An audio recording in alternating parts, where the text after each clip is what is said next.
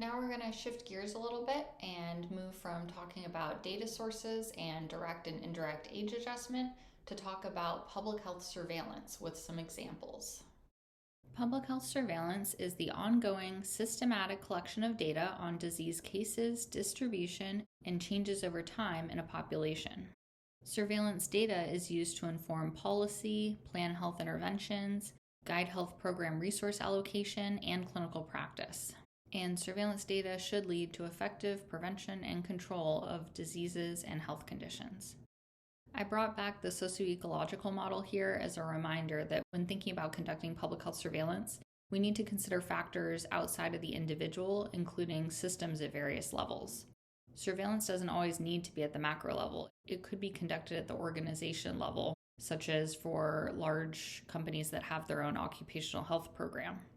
For example, when I was in grad school studying occupational and environmental health, one of our practice occupational health inspections was at Vulcan Mine, which is where they produce all of the gravel that's used for road construction on the East Coast. It's this huge mine where they're constantly blowing up massive amounts of rock and then sorting tons and tons of gravel by different sizes and then transporting the gravel all up and down the coast. That workplace was an example where they had an on-site occupational health program, and the workers there might have unique exposures because of all the dust produced from blowing up all the rocks. So their occupational health nurse could use surveillance techniques just like we would normally see on a much larger scale for the population of workers there. Here's a practice question. Why is it helpful to identify groups at higher risk of disease? By studying modifiable and non-modifiable factors that increase risk of disease, we can direct services to where they're needed the most. Surveillance can be thought of as a cycle that starts when a disease occurs. It involves healthcare providers, labs, public health agencies, and it ends when the data is communicated back to where the information can be used to improve public health. Surveillance systems are usually broken down by active surveillance and passive surveillance. In active surveillance, the public health agency initiates collection of data, and in passive surveillance, data is generated without solicitation by a public health agency. There's many different types of surveillance. I just listed some of them here. The classification of active versus passive and which category different systems fall into isn't perfect. There's a lot of overlap and a lot of gray areas, but it's helpful to be familiar with the basic classifications and definitions commonly used related to surveillance.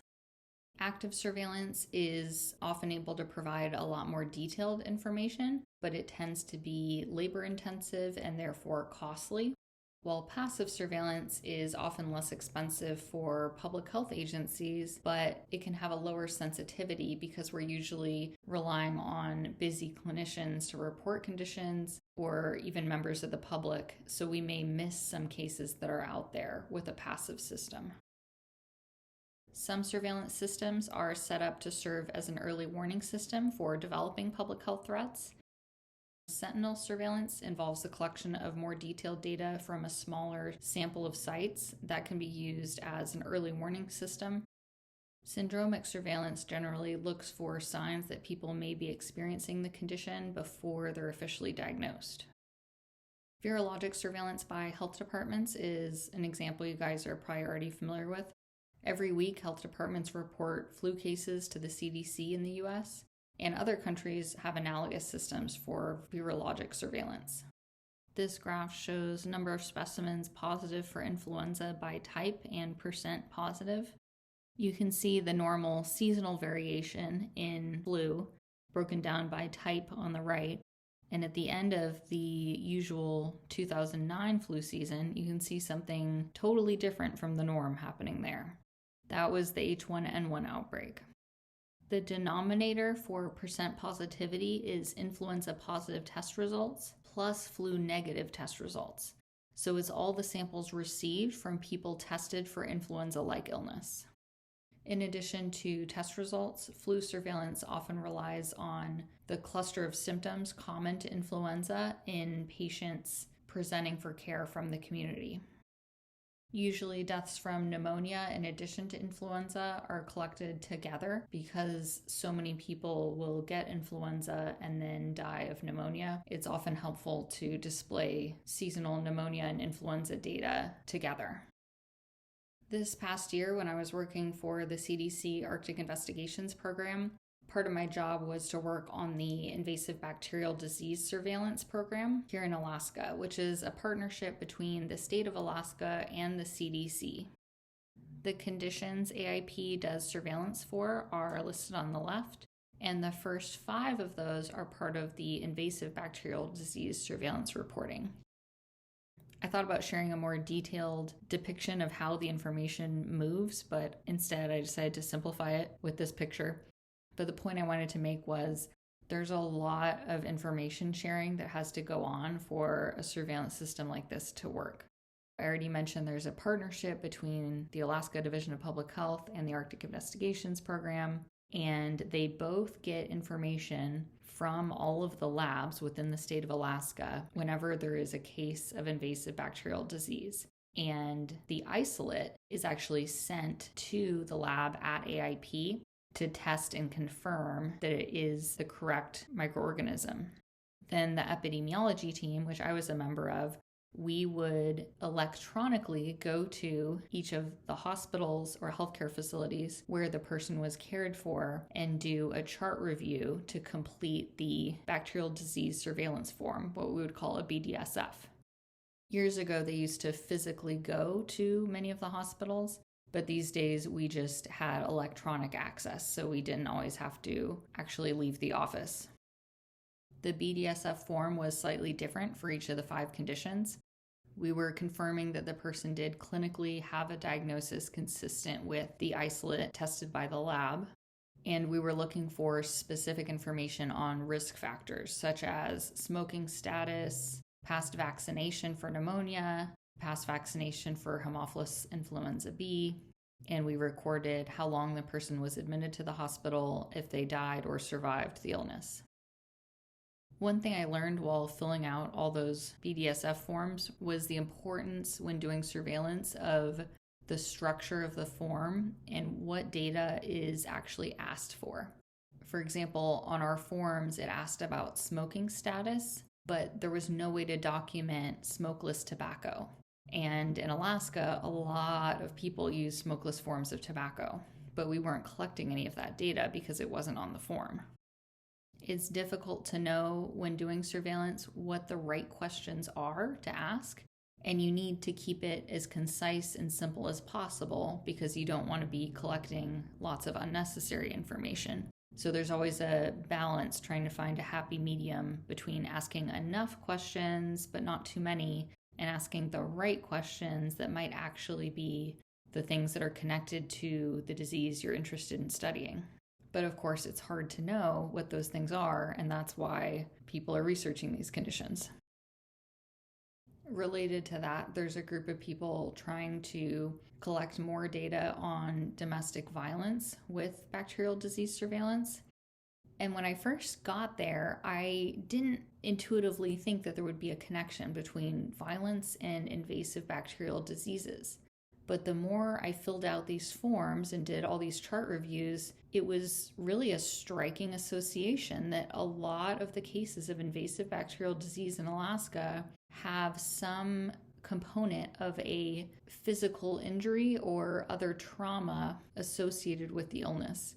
For example, a lot of the people were assaulted or got frostbite and then later developed invasive bacterial disease. That's a good example where the right question wasn't something that was intuitive. So it's helpful for a surveillance system to be adaptive so you can add new questions if it's identified that there's actually something else you should be asking about that wasn't on the original surveillance form. The invasive bacterial disease system is a laboratory-based reporting system in the sense that the labs send the isolates to the state and the Arctic Investigations Program lab. But the other layer of that is that then CDC employees, like what I was doing, would actively go access the health records to do the chart reviews. And one member of our team would call all of the labs in the state on a regular basis, making sure that we received all of the isolates, and she would check that all of the isolates received were matched to a clinical report from the team that I was on. She also met with her counterpart on a regular basis at the Division of Public Health, and the two of them would sit down and go through all of the data together and make sure that there weren't any discrepancies. And if there were, they would track down why the discrepancy occurred between the state data and the CDC data.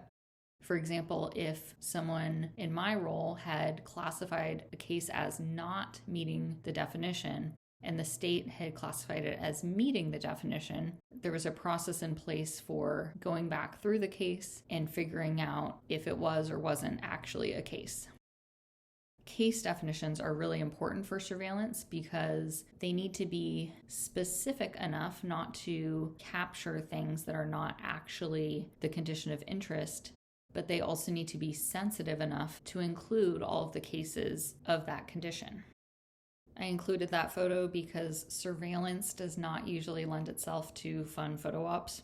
We're working for AIP, but on a completely unrelated project in that photo. And I wanted to point out that Bianca was a EIS officer. For those who aren't familiar, EIS is a 2-year fellowship program at the CDC. It can be a good opportunity for people just starting out in the field of public health. You can read about it online, but let me know if you want more information. Before I worked at AIP, I had a job as a contractor for the CDC, and in that role, I spent a lot of time, rather than with BDSFs, with QARS. QARS is the Quarantine Activity Reporting System.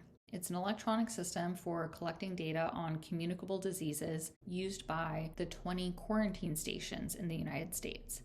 The quarantine stations are part of the Division of Global Migration and Quarantine at the CDC, and they are charged with protecting the American people from communicable diseases coming from outside the U.S., such as from air travel, maritime travel, and land border crossings. Many of the quarantine stations usually have one quarantine medical officer, but when the pandemic happened, they needed a lot more people in that role. So that's why I was able to work as a contractor in the quarantine medical officer role. They needed to expand their workforce very rapidly. At that point in the pandemic, airlines were required to collect the name, contact information, and address where people would be in the United States, be it their home address if they're from the US, or the address where they were going to be staying if they were an international traveler. And they would also be able to provide the manifest for the plane. So whenever someone tested positive for COVID-19 shortly after air travel, we would receive the airplane manifest and we would apply the CDC policy at that time to the particular situation in order to determine how many people on the plane, for example, if it was 2 seats in each direction, would be required to quarantine. So we would need to work with the county public health departments, usually, to contact all of those people and instruct them to quarantine because they were considered to have been exposed to COVID-19 infection during air travel. This is an example of what the manifest would look like doing an air contact investigation. And in blue, as an example, I outlined if we were going to include 2 passengers in each direction if the traveler marked in red had tested positive for COVID-19. This isn't only used for COVID-19, it's also used if someone flies while infectious with measles, and it was used during Ebola outbreaks. And each infectious disease has a different protocol for how many seats around the person who has the infection on the airplane need to be contacted and are required to quarantine. We used the QARS online system to manage all the information for air contact investigations and maritime contact investigations, and also for land border crossings, which usually were more simple because it was often a car with a person driving from Mexico or Canada, but we had to do the same form for those as well.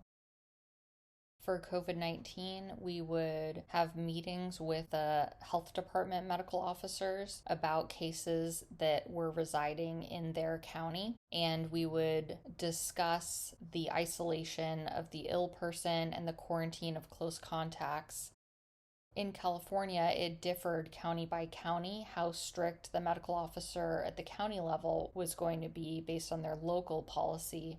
There were times where I would present the CDC policy in the meeting, and the county medical officer might supersede that with a stricter policy, which was fine. For example, in San Mateo County, they were requiring a longer quarantine of close contacts than what the CDC policy required. We would also work with state health departments and sometimes international health departments. If an American was abroad while infectious with COVID-19, we would meet with their public health officials and discuss if they would have housing where the American would isolate, or sometimes the country would send us back our American to the United States by air if they were found to have COVID-19 upon arrival to their country. Filling out QARS reports was typically pretty straightforward, but there were some interesting cases that became complex. For example, I was assigned as the quarantine medical officer for a high school sports tournament that occurred between two different states on the mainland of the US of high school athletes from Hawaii.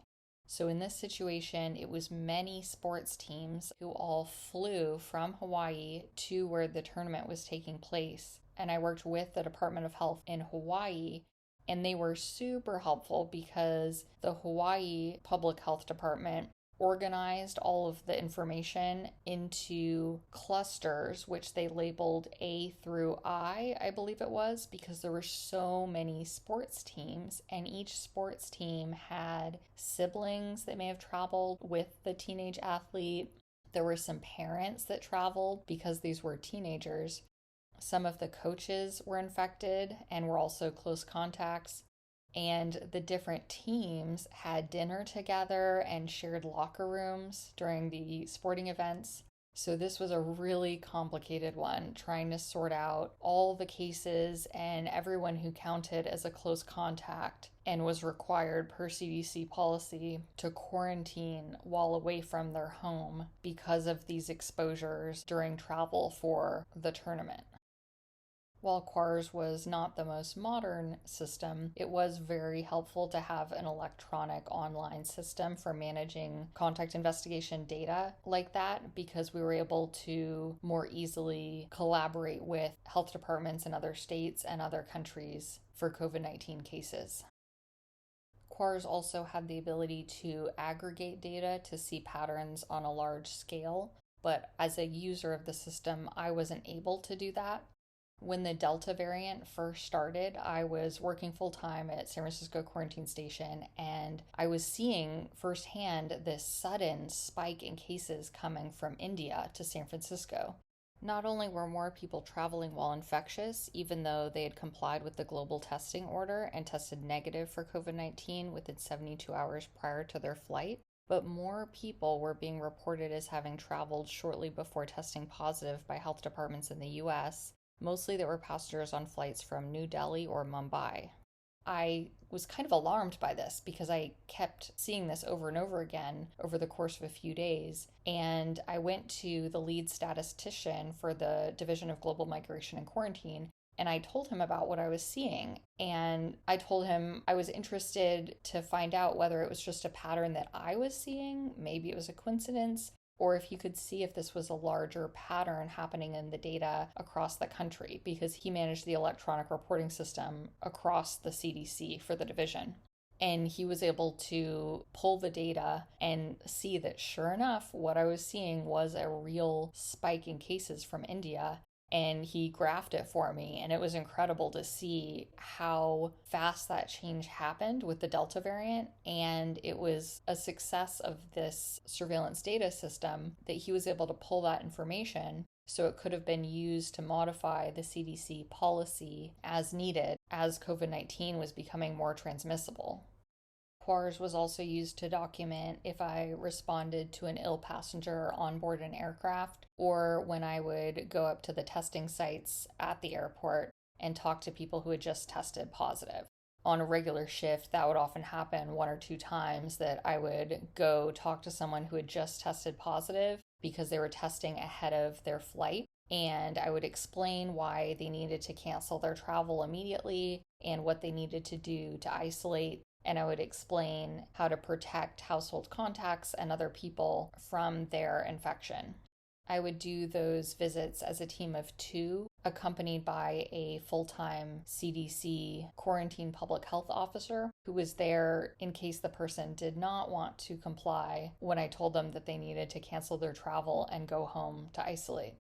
Surprisingly, during the year that I did that job, 100% of the people I spoke with were fully willing to cooperate and go home and isolate. But we also had a partnership with CBP, the Customs and Border Protection officers who were law enforcement at the airport. We worked closely with them, so if anything had happened where someone attempted to travel, CBP was also on board and could restrain the person or physically remove them from the airport if necessary. I would write a clinical note in QARS if I did an assessment on someone to determine if they likely had a communicable disease that would be a risk to the American public if they were permitted to continue their travel or leave the airport. For example, I responded to suspected malaria cases and sometimes consulted on weird cases where people were transporting human organs or human tissues to determine if they likely posed an infectious disease risk. Again, because surveillance usually does not produce fun photo ops, these are pictures of me and others from the quarantine station helping to deliver botulism antitoxin to a CHP pilot who then took it to another state where the patient had botulism. The quarantine stations have certain medications that are used so rarely in the United States that pharmacies don't stock them.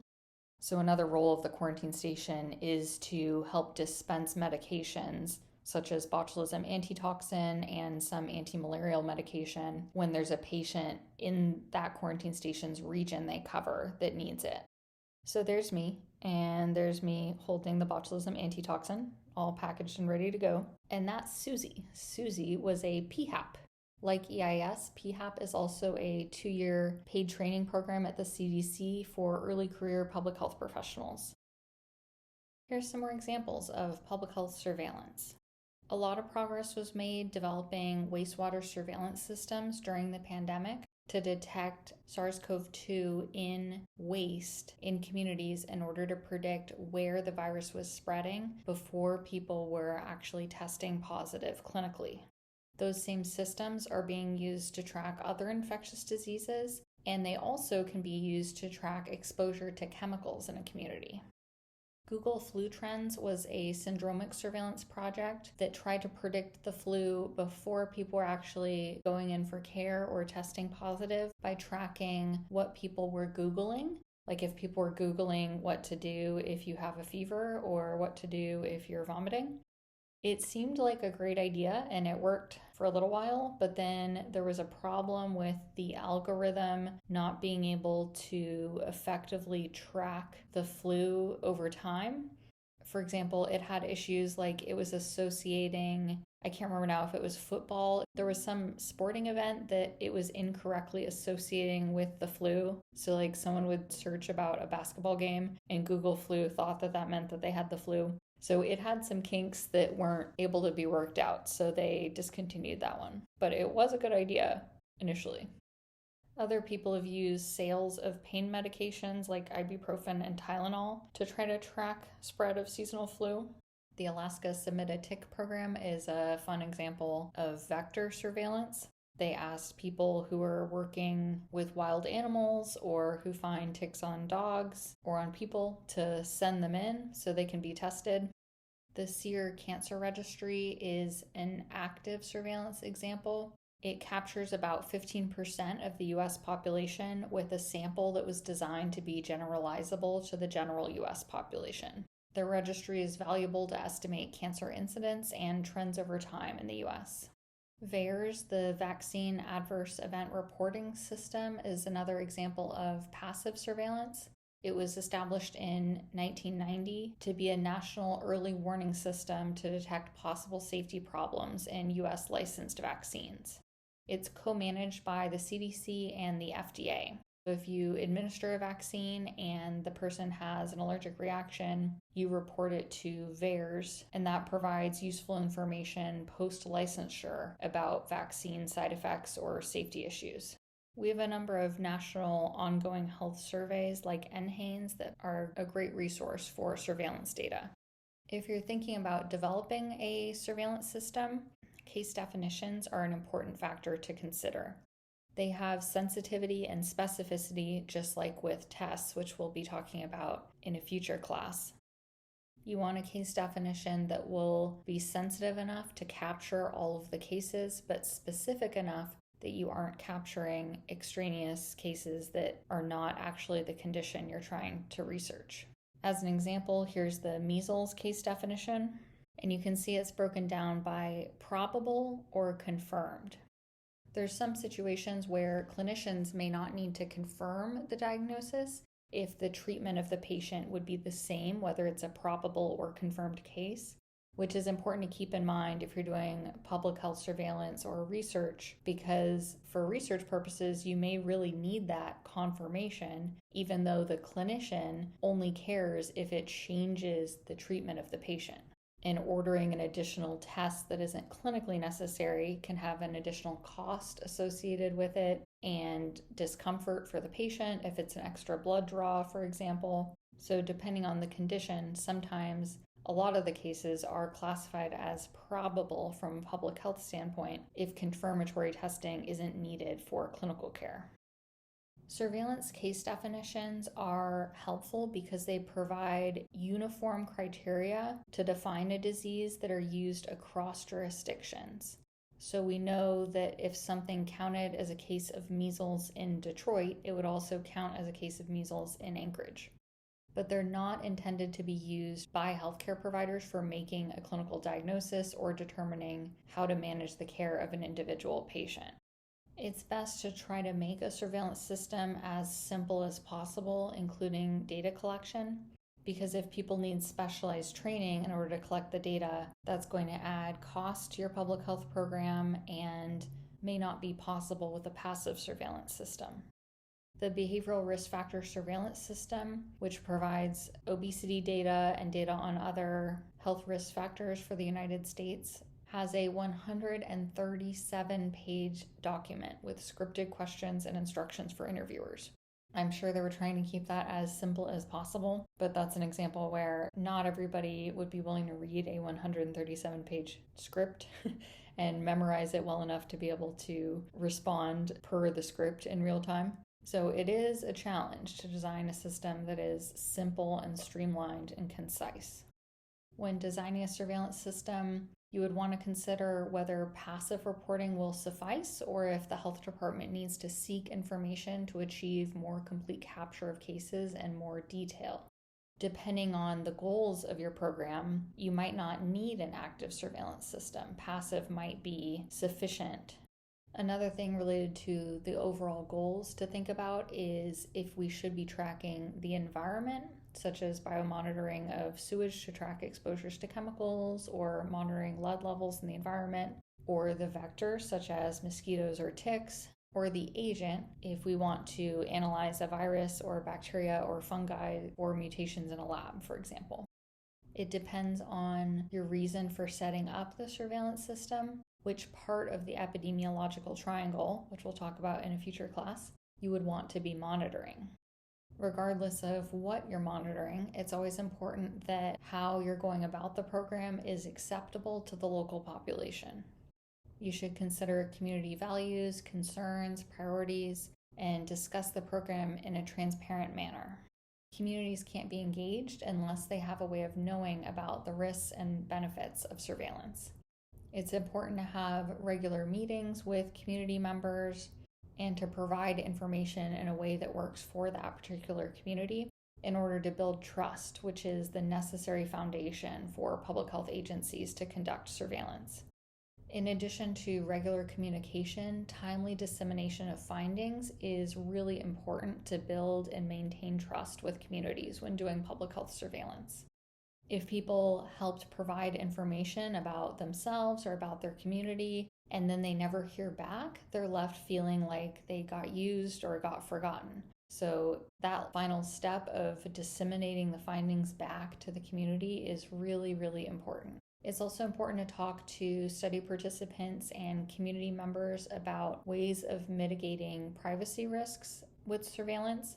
For example, data is usually de identified once it's aggregated, and there are techniques such as geomasking that can be used in areas with low population density where you avoid pinpointing exactly where a cluster of cases is. This was used during the pandemic quite a bit in rural areas. I'm familiar with in California, there were some counties where there's so few people that if someone was looking at a map, they would see a tiny town. And if you had all of the cases exactly at that location, people would know which family it was that all got COVID, for example. So geomasking would hide that information a little bit so you wouldn't be able to see exactly where it was. You would say, okay, so there was someone in eastern Humboldt County that got it, but you wouldn't know exactly which town.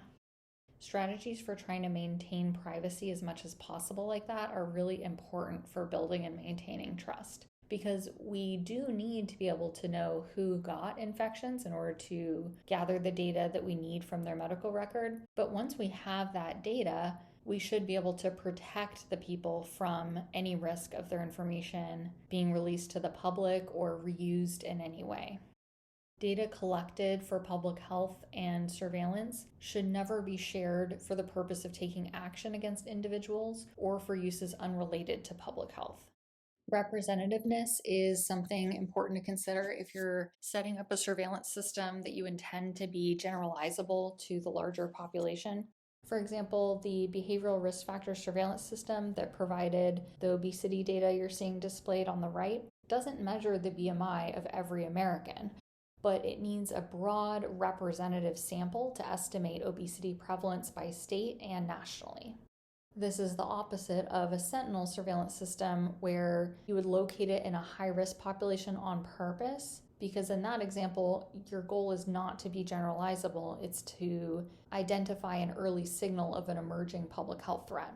For example, if you were testing cattle ranchers for influenza D, you wouldn't need that sample of cattle ranchers to be representative of the general US population, because that's not the point of that type of surveillance system. Instead, you would want to get the cattle ranchers at the highest risk places, for example, the largest feedlots in the country, to participate. Ideally, you want to design a surveillance system so it can be flexible and change over time as needed if the disease process changes or if the population changes. I mentioned this in the example where it was only after the fact that it became apparent that many people use smokeless tobacco, and that might be helpful information for us to collect, but we weren't able to collect that. And people also identified this link with trauma that wasn't known when the form was originally created. Surveillance forms can be modified, but a lot of the time it's a really lengthy, often bureaucratic process to change a form. So it's important as best you can at the outset to try to figure out what questions should be on there and how to frame them so you're getting all of the data that you need without collecting a lot of extraneous information. Another example of that, when I was working at the quarantine station in San Francisco, originally, not that many people had been vaccinated, but as the vaccines were rolled out and became more common, it became an important part of information when doing my job in the quarantine medical officer role to know if the person was vaccinated or not. And I thought that would be really helpful for the system overall to track that, because that way the CDC would know across the country of all international travelers how many of the people who then spread the infection to many other people in the airplane, for example, were vaccinated versus were not vaccinated. So that was another thing I brought to the statistician I mentioned before, I pitched it to him as an idea of what if we added this field on the form so all of us in my role would be able to document if the person was vaccinated or not and which vaccines they got and when, because we knew that the research on the Chinese vaccine that was not licensed in the United States that was common early on was less effective than the other forms of COVID-19 vaccine. So I thought it would also be helpful to track which COVID-19 vaccine they got, including those versions of the vaccine that were not licensed in the United States, to better understand the effects of vaccination on how transmissible someone was on an aircraft or a maritime vessel when infected with COVID-19. And he added that to the form, which was pretty cool. So because of my idea, across all 20 quarantine stations in the US, a field was added that allowed everybody to document which vaccines the person had had. So we were then collecting that data going forward. Timeliness is another thing you want to think about.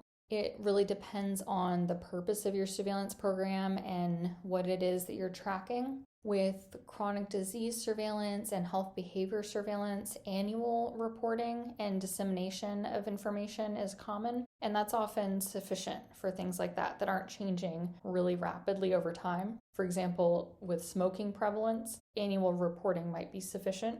But if you're setting up a system to detect bioterrorism threats or emerging and re-emerging infectious diseases, you would want to create a mechanism for very rapid turnaround and rapid dissemination of that information to the entities that need to act on it. Whether public health surveillance is classified as research is not always straightforward. Sometimes it is, sometimes it isn't. If one of the main goals is to create generalizable knowledge, then it likely would be classified as research. If your goal is to improve a specific health program at your local community clinic, then it probably would not be, because your goal would not be to then share that information with other communities. Those examples would fall more under quality improvement projects rather than research. If the project isn't likely to result in a public health action, such as a health intervention, that's a red flag that it might be research. And the way the law is written, you need to be working for a government entity or tribe in order for it to count as public health surveillance. It has to be a public health agency or tribal entity. So if you're working for a university and there's no affiliation with the government or a tribal organization, that can't count as surveillance under the law. And if your project is research, there's a lot more requirements such as Institutional Review Board or IRB approval, and there's other regulations you need to comply with in order to do human subjects research. It's not a bad thing if your project is classified as research rather than surveillance. It just means that there's more work that you'll need to do in order to make sure that it's going to comply with all the regulations for human subjects research. Here are some practice questions. The state health department invites all emergency departments within Alaska to participate in a project to assess and monitor the effects of social media on teens experiencing a mental health crisis. Emergency room clinicians are asked to administer a short anonymous electronic survey to every teen presenting for a suicide attempt or psychiatric crisis, which asks about their use of and experience with social media. The health department will continue to collect, analyze, and disseminate findings from these surveys for the foreseeable future, including biannual meetings open to all stakeholders. The goal is to gain a better understanding of social media's impact on the mental health of Alaska teens and will be used to inform policy on the state level. How would you classify this project? Active surveillance, passive surveillance, or non-surveillance research? This would be best characterized as passive surveillance because it's taking place on a regular, ongoing basis. The goal is not to generate generalizable knowledge. The project is being undertaken by the state health department, which counts as a public health agency, and the ER clinicians are administering and submitting the electronic surveys, which makes it passive. From this description, the state health department isn't actively collecting the data. Your boss at the health department asks you to help with chart reviews for cases of reportable infectious diseases that need to get entered into the surveillance database because there's a big backlog. You aren't a healthcare professional, but you have heard about HIPAA. You're concerned that by assisting with data collection from medical records, you would be violating the law. Is this concern warranted? Would assisting with this task violate HIPAA? This is from the CDC. Balancing the protection of individual health information with the need to protect public health, the privacy rule of HIPAA expressly permits disclosures without individual authorization to public health authorities authorized by law to collect or receive the information for the purpose of preventing or controlling disease, injury, or disability, including but not limited to public health surveillance, investigation, and intervention. So public health surveillance is not subject to HIPAA's privacy rule. We do need to do our best to guard against unnecessary disclosure of protected health information, but the work required for public health surveillance isn't a violation of HIPAA. The Arctic is warming 4 times faster than the rest of the planet. Traditional underground meat storage methods that have been used for centuries are being impacted by climate change. As the permafrost warms and cellars are exposed to extreme weather events such as flooding, microbial hazards including botulism and physical hazards including cellar collapse present public health hazards. A team collects a cross-sectional survey to determine how many families in rural Alaska are still relying on traditional cold storage for meat in 2024. This data will help quantify the magnitude of the risk and will be included in grant applications for designing an intervention to upgrade rural families to food storage methods that will remain safe with the warming climate. Is this surveillance? This scenario would not be surveillance because it's not an ongoing, regularly occurring activity. To recap, this lecture introduced public health surveillance and data sources used in epidemiology, including vital statistics, population pyramids, and techniques for direct and indirect age adjustment.